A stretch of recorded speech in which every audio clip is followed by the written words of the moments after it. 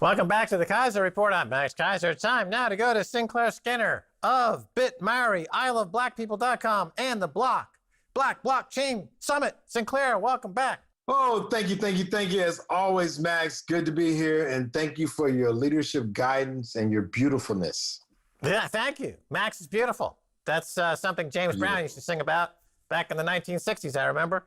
Now, Sinclair, according to the Associated Press and PBS, Bitcoin is used by white supremacists. Yes, it's more this divide and conquer and divide and rule us. We know that this technology is helping everyone, and Black folks have been adopting it, and we're waiting for the media to bless it. They never will. We need to continue growing this movement with the strength of the people. As they learn about it, more and more people become interested. So we won't be deterred. This is another way they're trying to distract us. We got to stay focused. Yeah, I mean, the AP and the PBS, the numbers are actually completely different. The biggest single greatest population in America using Bitcoin is the Black population, almost double the white population. So I don't know why they choose to engage in racism like this. This is just racist. The AP and PBS are racist. I'm sorry to say, but that's the bottom line. They never interview us. When I ask Black folks, have you been interviewed or somebody taking a poll, they always talk about how many Black folks did something. Never. I haven't met a Black person who's been asked a question about any of this yet. So, I mean, again, we can't be distracted. This movement is growing, and the Black community, as with so many of these other movements, is definitely playing its role, and we're going to continue and not be distracted. Yeah, I mean, look, this is institutional racism, and this is white supremacy right here by misstating the facts to favor the minority white population. So here you got a situation right now where, as I've said for years, Bitcoin is the ultimate emancipation because it's unconfiscatable, right? It's unconfiscatable property. Whitey can't confiscate it, Sinclair. No, absolutely. And I don't know where the AP was doing slavery, doing a reconstruction, but I'm sure they weren't writing great articles about how we need to be liberated. So we're not expecting them to change now.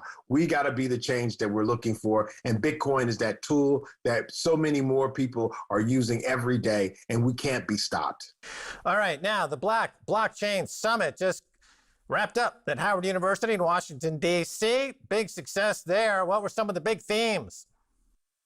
Well, some of the biggest things we're talking about, how do we make sure that this amazing technology, the application of Bitcoin, doesn't distract folks with some of these scams out there. That was one of the big things. As adoption grows, there will always be grifters and folks trying to, use subversive means to extort folks for money. Our big focus was literally encouraging more adoption and using Bitcoin as that key, transparent, unconfiscatable technology that we've been waiting for so long. And thank God Satoshi came, and Satoshi's Black. Yeah, Satoshi is definitely Black. Thank God people like Michael Saylor came into this space and Paul Tudor Jones and kind of crowded out all the garbage projects, the Roger Veres, the Bitcoin Cash, Bitcoin Satoshi Vision.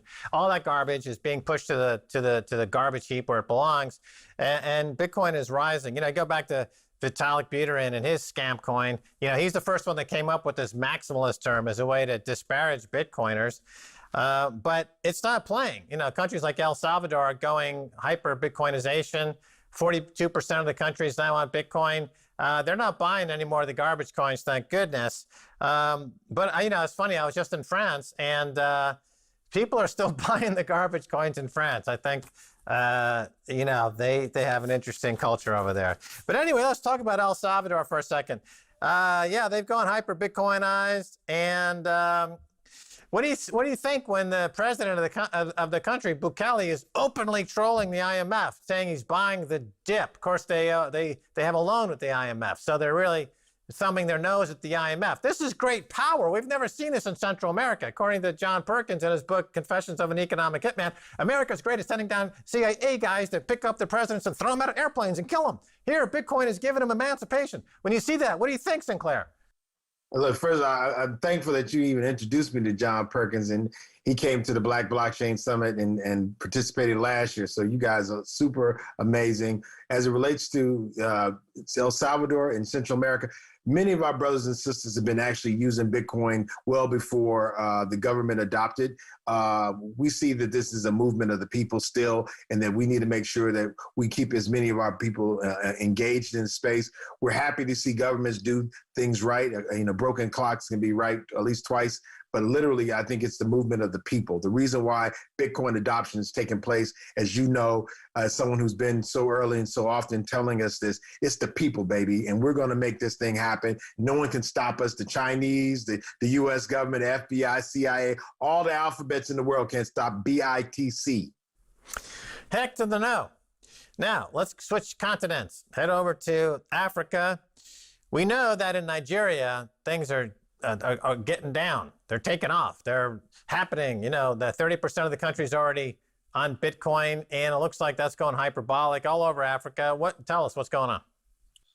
Again, these local currencies, the Naira or the Uganda shilling, these currencies have been used by colonizers to extract wealth out of Africa. The fact that literally Bitcoin is a superior transfer of value than any of these are almost, you could call them boo-boo coins. These local currencies aren't really worth much outside of their domestic use. So again, I think when we start looking at international currencies, the USD, which is, again, manipulated by the central banks, or something like Bitcoin, it's easy to say that a person in Lagos would prefer to use something that they can't get confiscated, and it has a utility that can't be controlled by the U.S. government. And again, the U.S. government is literally a settler colonial state, just like Rhodesia was, just like South Africa was. For African people to depend on a settler colonizer to change their ways and support the indigenous people is probably very deeply, flawed. Yeah, to me, Africa is a great big roll-up. And what I mean by that is that right now, countries can't even do commerce with each other. There's the bureaucracy, and the technological infrastructure doesn't exist. But with Bitcoin, you suddenly have pan-African commerce possible for the first time ever. And that would seem to be the economies of scale kick in. And forget China, forget America. The future is Africa. Yeah, and we just got to, again, there's a lot of these so-called projects in Africa with these boo-boo coins that really aren't going to help anybody. Buy Bitcoin, use Bitcoin, develop on Bitcoin. I think so many people talk about the limitations. This is the start. This is the foundation. Lightning, a lot of the projects that you've talked about on this show, there's so many layers to this, and we need more developers coming up with solutions on top of Bitcoin, not these fugazi, projects where they pre-mine and print out coins and give to somebody to feed the whales. We have a sound technology, build on that, and make people aware of it. Thank you. That's me. I think that's key. Yeah, absolutely. How about Zimbabwe? Here's a country you've been to many times. We've been talking about this for a while. It's a very interesting country, been in the news a lot over the years. They recently banned, quote, crypto. What's going on? I just want to be clear. We, as BitMari, were the first Bitcoin startup to explicitly get a remittance license to use Bitcoin to remit cash anywhere in the world, and it was under Robert Mugabe. Robert Mugabe, may he rest in peace, is no longer here. And these governments change, but the fact that people long for freedom and definitely want to be able to have control over their value that they can exchange with each other is powerful in Zimbabwe as it is in other parts of Africa and the world. So you will still see people in Zimbabwe seeking these opportunities. But I'll just be very clear, Robert Mugabe definitely was supportive of the project we started there. And there's so many smart, brilliant engineers in Zimbabwe. I'm sure that they're going to continue to grow. Right. Well, we're entering into a period of individual sovereignty where instead of countries dictating what the terms are to live in those countries, countries will offer various services to Bitcoiners, and Bitcoiners will be free to go wherever they get treated the best. So it could be Zimbabwe, it could be China, it could be America, it could be Russia, it could be El Salvador. But countries are going to end up being what they should be, service providers. And if they provide a good service, then people will move there and maybe pay a few taxes. But if they don't, then people won't live there. We're in control now, Sinclair. Hear, hear. Yes, sir. And I think that sovereignty of the individual is that spirit that we see so often. It's biological. It's not political. We are born that way. So again, I think Bitcoin connects to that essence. You know, you often talk about how spiritual is. I think that is part of that spirituality that they can't stop. I don't care who tries to ban what government. And again, we definitely support all the governments that are supportive, but that's not what's going to determine the ceiling for this. This is the people's movement, and we appreciate it. All right, let's talk about your recent project, iloveblackpeople.com. Tell us about it. I think you alluded to it when you said people want to be treated well. And those borders that were artificially created by colonialism and other things can't separate Black people. So we have a literal platform that allows Black folks to come together and identify Black-friendly, safe places where we can live fearlessly. We don't want to be humiliated or shopping while Black. So on this platform, we allow to crowdsource so much information so that no matter where you are in the world, you could be in Denmark, you get sick. It's going to be hard to Google a non-racist doctor in Copenhagen, but there might be a Mongolian doctor that all the Black folks say she treats us with dignity and respect. And now with this platform, you have access to her. And ultimately, we will be able to leverage the Lightning Network to allow you to even do transactions no matter where you're in the world with these safe, amazing places. Right, and so you've got potentially an addressable market here of quite a sizable market. How's the growth? What's the growth picture over there?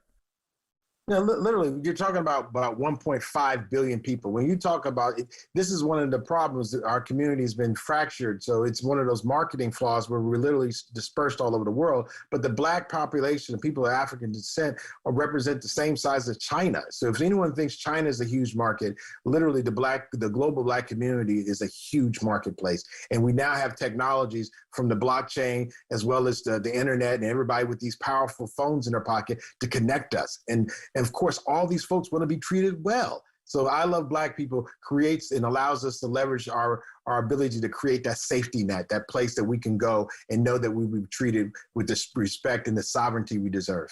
iloveblackpeople.com is the name of the website. Sinclair Skinner, thanks for being on Keiser Report. Thank you, Max. Thank you, Stace. Y'all the best. Love you, love you, love you. All right, that's a lot of love. And that's going to do it for this edition of the Keiser Report with me, Max Keiser, and Stacey Herbert. I want to thank our guest, Sinclair Skinner. Until next time, bye, y'all.